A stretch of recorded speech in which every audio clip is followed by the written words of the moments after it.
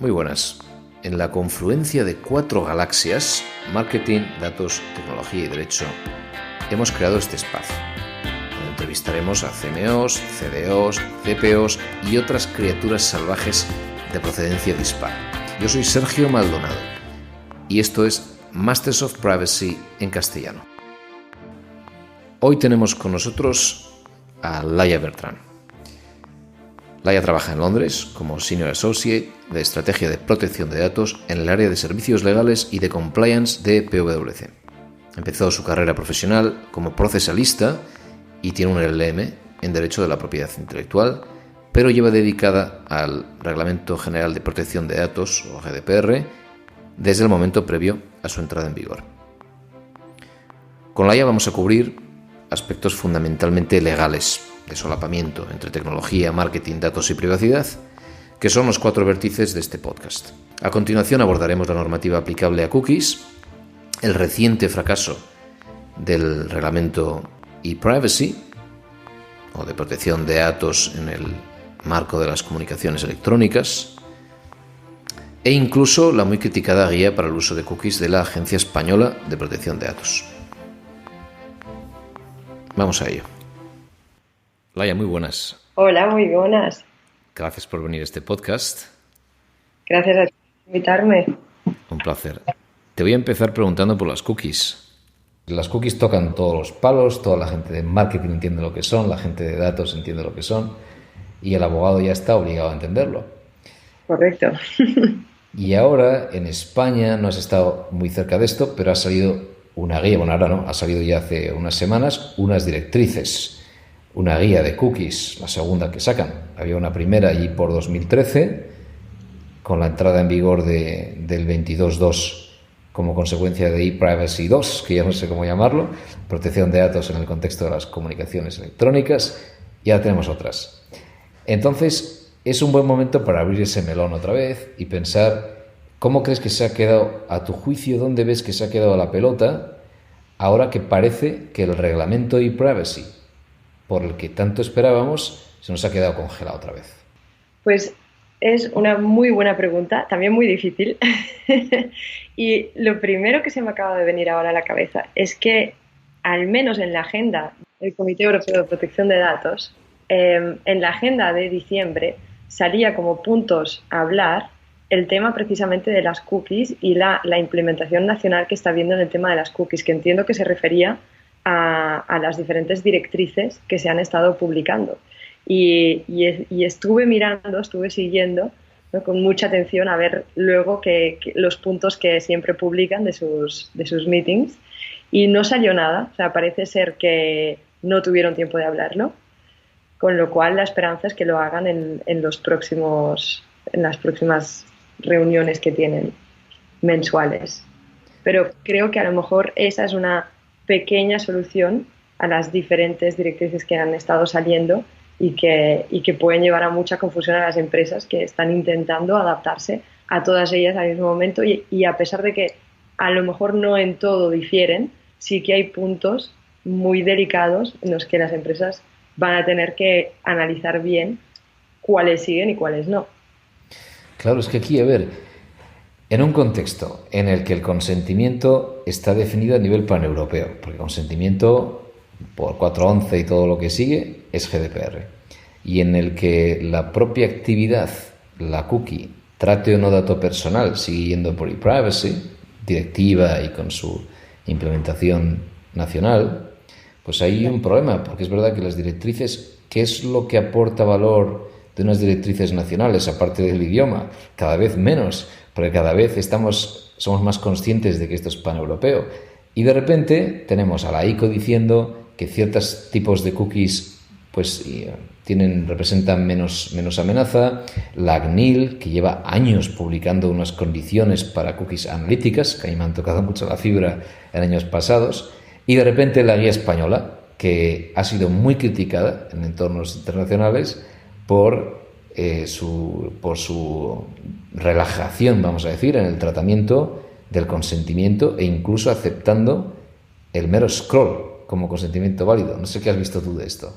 Correcto. No, a mí eso me sorprendió muchísimo, Muchísimo. Luego pensé, quizá es porque lo han hecho con coordinación con la IAB, ¿no? Que eso también me sorprendió. O sea, sé que la CNIL ha sacado unas mini directrices y que va a intentar sacar otras directrices más completas, pero después de hacer un poco lo que hace también el Comité Europeo, ¿no? Estas public consultations que quieren un poco recopilar opiniones también del mercado y eso me parece muy buena idea porque colaboras, ¿no? con todos los actores que están involucrados, pero España lo hizo solo, ¿no? Con AAB, por lo que yo entiendo, y quizá eso es un poco parte del resultado.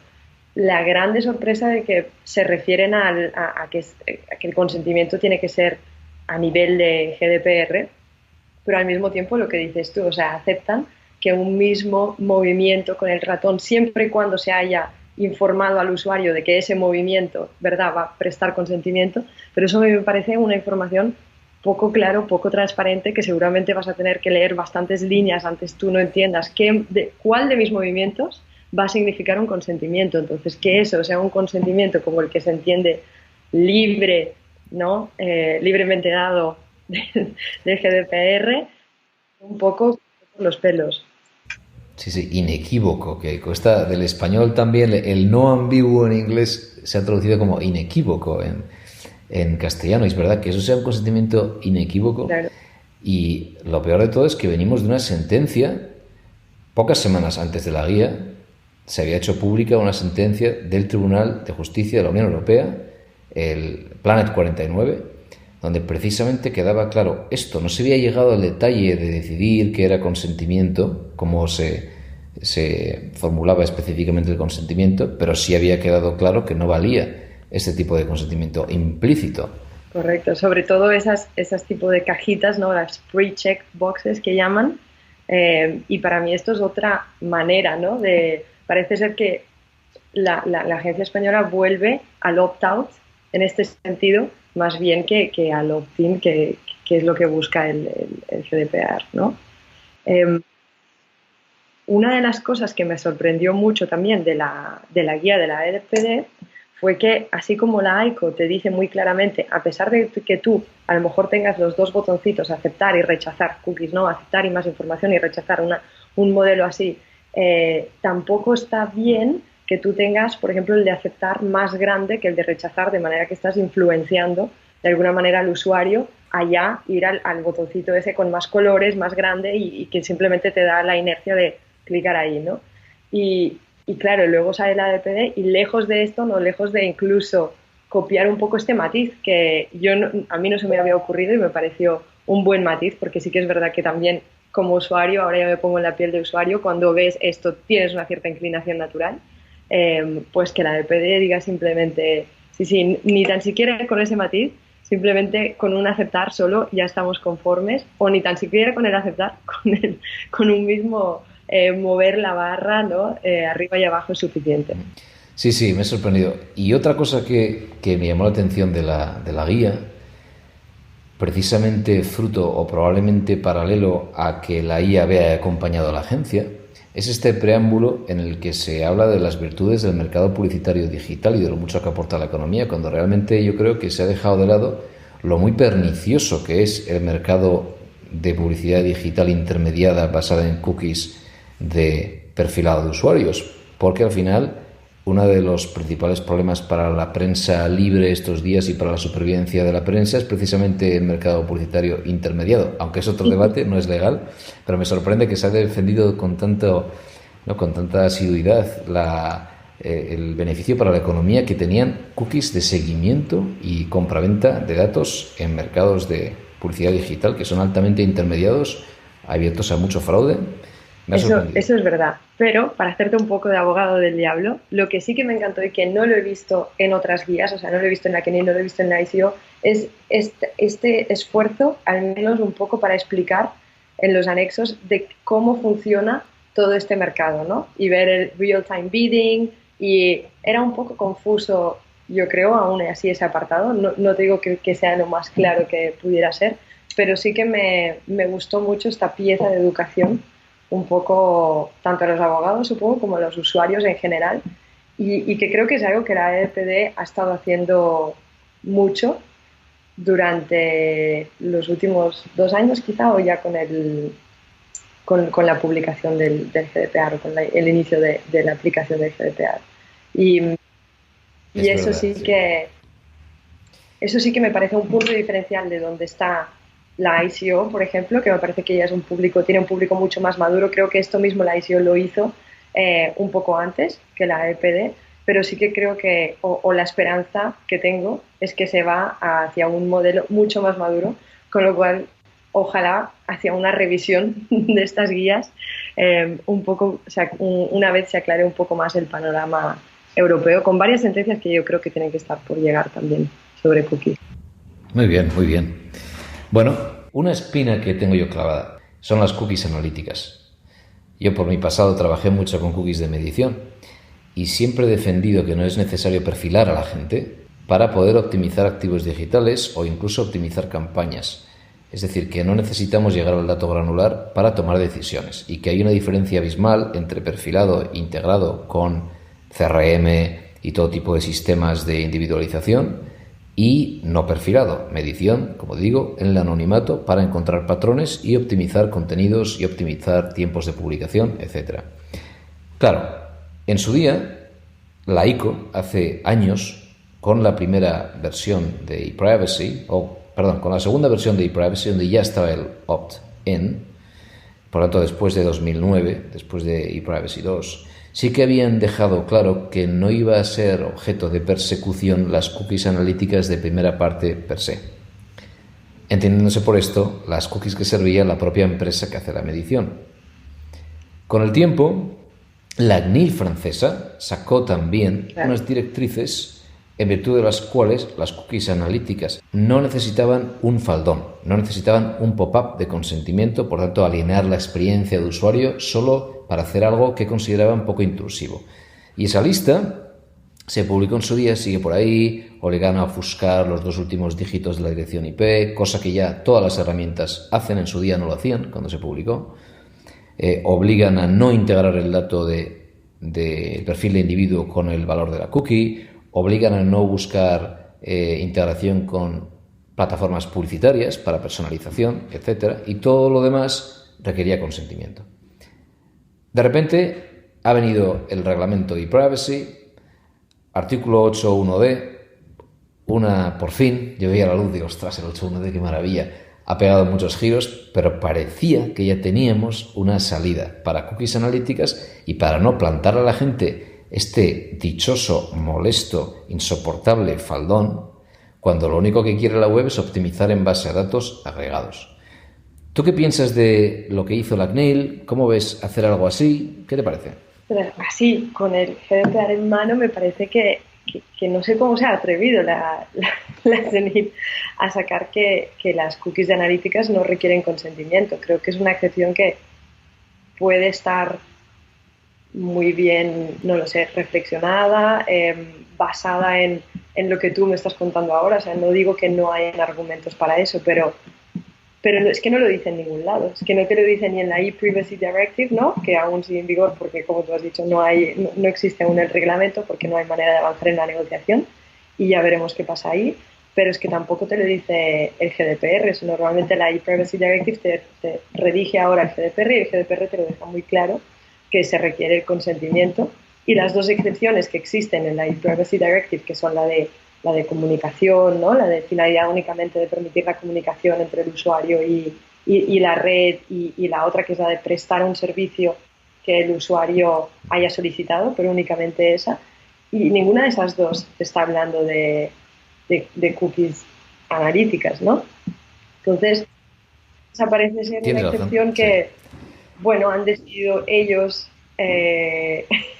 crear, y es un poco sorprendente en un momento donde en teoría lo que se está yendo a nivel europeo es a una coordinación, ¿no?, de las directrices. En teoría tiene que haber un mecanismo de consistencia y tienen que estar colaborando. Entonces eso realmente para mí fue sorprendente verlo. Y sí que dicen, es verdad que si luego te lees, porque este es el titular, ¿no? Las cookies analíticas no necesitan consentimiento. Y luego ellos ponen muchos matices a cuándo sí se requiere y cuándo no. Y luego, cuando te lo lees, a lo mejor no suena tan. Es verdad, puede que la CNIL sea algo en lo que no podemos depositar nuestras esperanzas a corto plazo. Bueno, ya lo veremos, porque yo creo que tu punto sí se ha recogido en algún sitio, ni que sean las directrices de la EPD, si no recuerdo mal, no se mojan, pero describen lo que son las cookies de analíticas y hacen un poco, y creo que hacen referencia a las antiguas directrices que había dictado ya el grupo de trabajo 29, o sea, antes del comité, y creo que se refieren a que son poco peligrosas, ¿no? Que son de bajo riesgo. Entonces, bueno, no deja de ser quizá un guiño a esa postura, ¿no? Porque refleja muy bien lo que tú estabas diciendo ahora, que no es lo mismo que las otras. Aún y así no se mojan y dicen que no se requiere consentimiento. Y la AICO hace lo mismo, dicen no están exentas, porque no lo están, pero parece ser que también insinúa que son de bajo riesgo. Así que yo creo que de algún modo tu punto sí que se ha recogido y a lo mejor, quién sabe, en este futuro reglamento de privacy cómo saldrá. Bueno, pues ahora mírala ya dónde estamos. Fíjate dónde estamos ahora, con todo encima de la mesa lo que hemos dicho.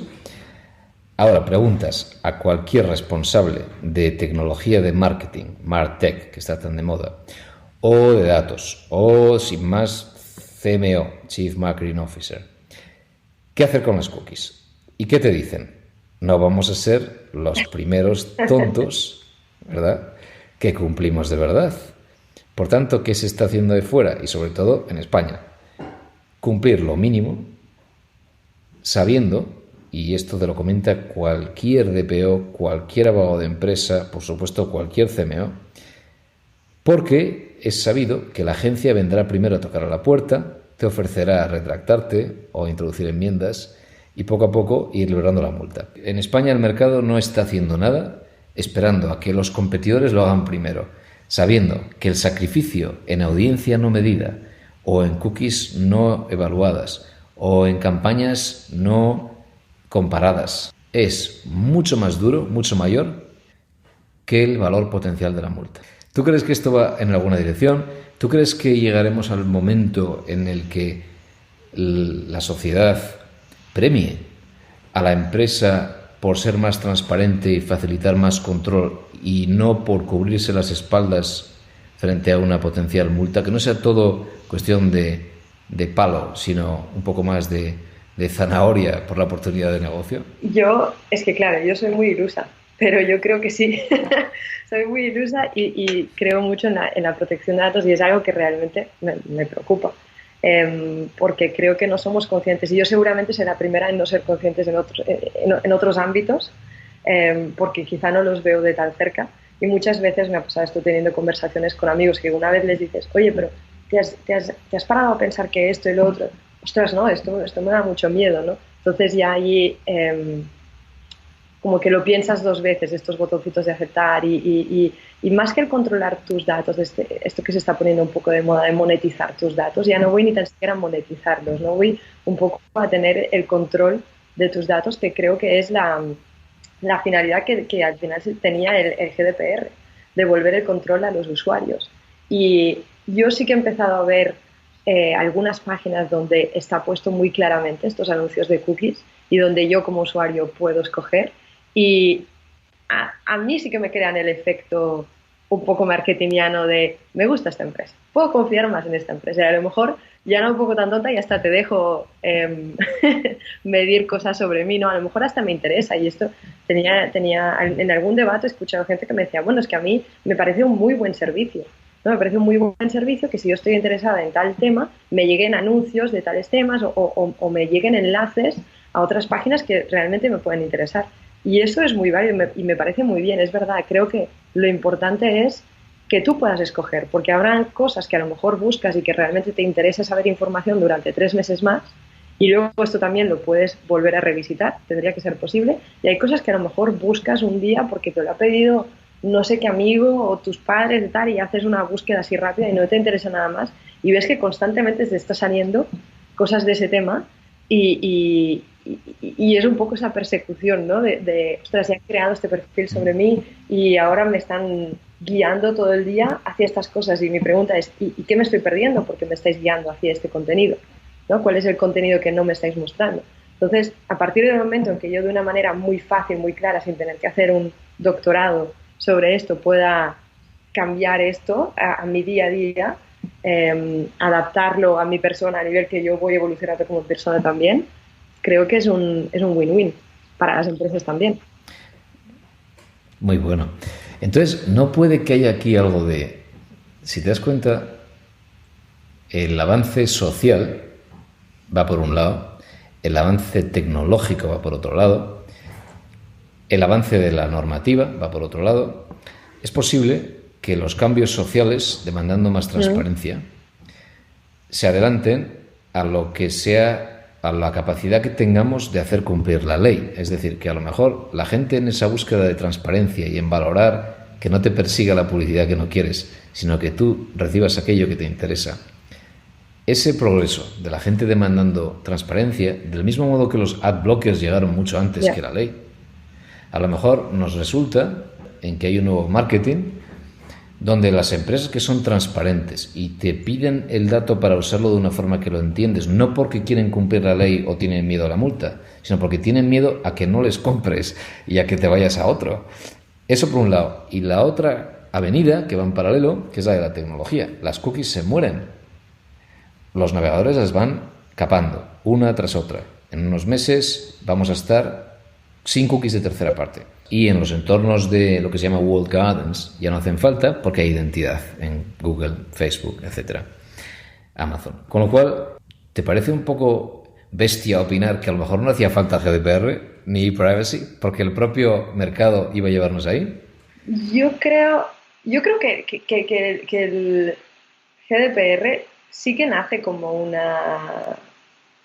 casi como una respuesta a una demanda colectiva, ¿no? Lo que pasa que quizá esta demanda colectiva no estaba tan representada en España y estaba más representada en países como Alemania, que sabemos que fue uno de los grandes impulsores, y creo que a nivel global los alemanes están mucho más concienciados que otros países, incluso España me atrevería a decir. Y quizá fue eso, que al ser una normativa que emana de la Unión Europea, al final tienes esa mezcla de qué países, de distinta madurez, ¿no? Y distintas demandas sociales. Entonces, a lo mejor estoy pensando ahora que a lo mejor lo que se ha provocado es que en algunos casos el GDPR ha sido el motor, ¿no? Y ha arrastrado a que la gente, o ha hecho que la gente empezara a pensar en los datos, el procesamiento de datos, qué pasa con mis datos, el consentimiento, etcétera, después de que haya habido todo este revuelo, que todo el mundo ha escuchado hablar sobre el GDPR, y en otros países haya sido el impulsor, ¿no? y haya sido al revés, sino que haya sido una respuesta a lo que buscaba la sociedad. Pero definitivamente yo, si fuera una empresa, si fuera la representante de una empresa, lo valoraría muchísimo a nivel de marketing, posicionarme en el mercado así. Yo creo que es un poco, yo siempre lo he imaginado un poco como cuando empezó todo el driver para ser más ecológicos, ¿no? De algunas empresas de energía. Creo que un poco estamos en ese momento, pero sobre todo para las empresas que utilizan muchísimo tu publicidad. O sea, a lo mejor me estoy imaginando más business to consumers, ¿no? Empresas más así. Y creo que, como lo comentábamos antes, como la EPD está haciendo una gran labor de educación y cada vez la gente está más concienciada, puede ser que esto vaya en paralelo. ¿Qué crees que es el área que va a estar ahora realmente, vamos a decir, caliente, ¿no? Dentro de privacy o e-privacy, un área emocionante. Tú ves que viene con fuerza para los próximos 12 meses, 24 meses, un área en el que tú veas que va a haber desarrollos interesantes que van a tener impacto social o impacto en negocios dentro de, como digo, e-privacy o privacy. Creo que va a ser lo de las cookies de analíticas. Muy bien, vale. Creo que ese es un debate que no nos va a dejar en paz. ¿Tú crees que habrá un espacio de trabajo interesante en el derecho comparado Unión Europea, resto del mundo, empezando con California, ahora que tenemos CCPA? ¿Y dónde ves que habrá más interés en ese derecho comparado, en ese ejercicio de derecho comparado entre, como digo ahora mismo, GDPR más e-privacy y CCPA, por ejemplo, en California? Es que Creo que más bien, es que creo que tu pregunta depende mucho de la globalización en sí, ¿no? De las empresas y por dónde se moverán, dónde estarán las empresas más poderosas.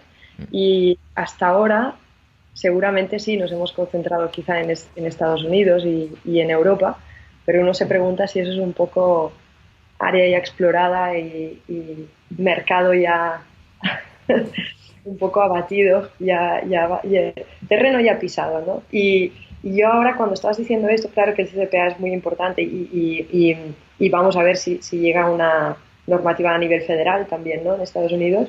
Y sin querer quitarle importancia a eso, estoy pensando en los desarrollos en Asia, en Latinoamérica, y últimamente se está moviendo otra vez la ley de protección de datos en India, por ejemplo, que se había quedado un poco aparcada.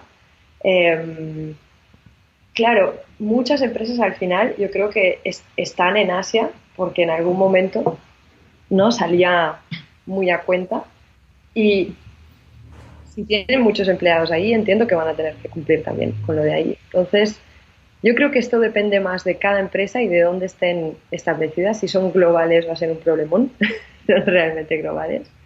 Pero definitivamente creo que hay mucho trabajo en cuanto a derecho comparado y que al final esto nos ayuda quizá a ir al marco global de protección de datos, ¿no? Que ya hay muchas resoluciones, ¿no? de Naciones Unidas.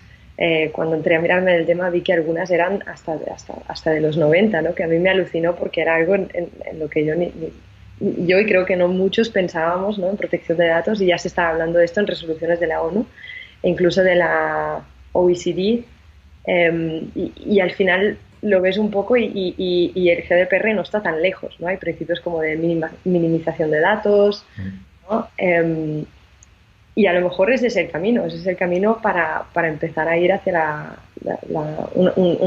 una regulación, aunque sea un poco muy abstracta, o un tipo de carta de derechos humanos que incluye, que sea un poco detallada a nivel de protección de datos. Qué bien, un mínimo común denominador, que no haya que volverse locos, ¿verdad? Exacto. Qué bien. Laia, muchas gracias. Aquí lo dejamos. Gracias a y ti. espero coincidir de nuevo muy pronto. Gracias. Igualmente, muchas gracias. Hasta aquí hemos llegado hoy. Puedes consultar las notas del episodio en mastersofprivacy.com, incluyendo los links a artículos o libros mencionados y otra información relevante. También puedes seguirnos en LinkedIn si te apetece, Privacy Cloud España en castellano o Privacy Cloud sin más en inglés. En Twitter también, por supuesto, @privacyclouds, todo junto en castellano, o privacy-cloud en inglés. Y plantear tus cuestiones o proponernos futuras temáticas y entrevistas. Gracias y hasta la próxima.